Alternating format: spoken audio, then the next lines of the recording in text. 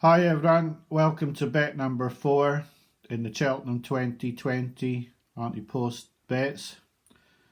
I started these bets in 2018, a lot of the time for my friends to watch and to see what I was backing for Cheltenham, rather than text and message them all.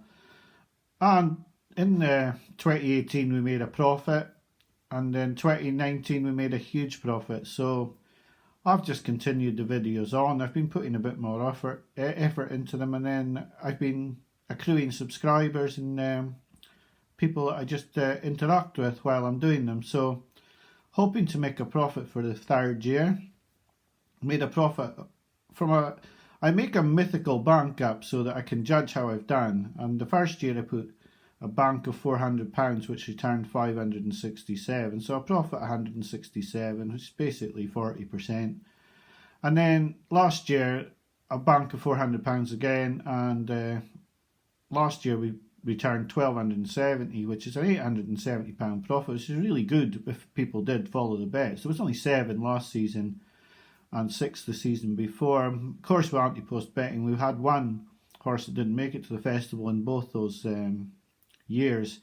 So this year we decided the bank could go up to 500. Now you just bet to your means, and if you really fancy the horse, because I would advise nobody to bet any of these horses unless they fancy them. So far this season we've used £140 out the bank. That was £40 win Honeysuckle, 5-1 for the mares. Then £60 win Lost in Translation for the Gold Cup at 9-2, and then another £40 on Dolcita for the Mayor's Novice, 8-1. Today I'm putting up bet 4 in this series. He's not going to be a horse that everyone's going to fancy, that's for sure. He's a horse I think is way overpriced after what I saw, and I'm putting these bets up as my bets.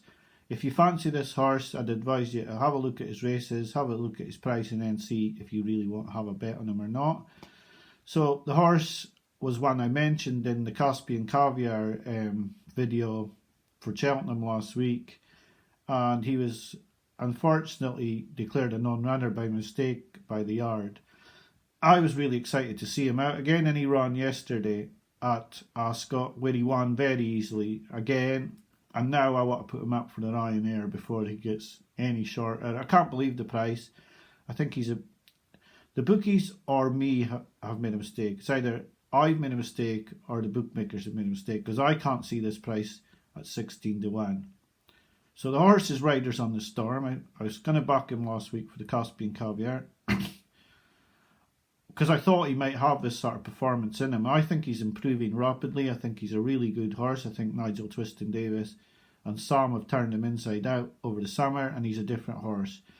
His win in an 80 grand handicap was spectacular at Aintree, and I thought he won easily. And I think he won just as easily yesterday, and I think he's a horse going places. I think 16-1's a bit of an insult, to be honest. I think he's more of an 8-1 shot in truth. So I'm going to put £30 each way of my bank on him. That's with Ladbrokes and Corals. I backed the horse this morning myself with Ladbrokes, and I just checked before I came online, and he's still 16-1, so I'd advise £30 each way out of the bank of 500. Went on Riders of the Storm at 16-1. That'll return 126 if he places and 636 if he wins. And I'd be very confident he'll give us a very good run for our money. He's far too big a price. He's a horse I was already interested in. I was seriously impressed yesterday, and I just want to be with the horse. If the bookmakers are right, fair enough, I'll take the hit. But I think he's worth 8% of the bank. I really thought he was an impressive performance yesterday. I really like the horse. I know that Connections are very excited about him, so I want to be with him. So that's the fourth bet, £30 each way, Ryanair Chase, Riders on the Storm, 16-1, Ladbrokes and Corals, 14-1 with Hills and Bet365. Hopefully you'll like, subscribe, comment below. I know that I'll get a lot of comments saying that they don't fancy the horse. Most of my subscribers will fancy Min, but I fancy this horse. He's the one I want to be with, and these videos are my selections and my interpretation of the prices and whether they should be that price or not. and I don't think he should be 16 to 1. I'd have him half the price. It's a horse I was already interested in, and I want to be with him. So the fourth ante-post bet in the series is Riders on the Storm, 16 to 1, £30 each way for Ladbrokes and Corals. I'll wish you a Merry Christmas. I'll be back probably in the new year to place the rest of the £300 on the other horses, and hopefully we'll make a profit again. Hopefully you like, subscribe, comment below, and I'll be back to you in the new year. Have a Merry Christmas, and I'll be back to you as soon as possible. Bye for now.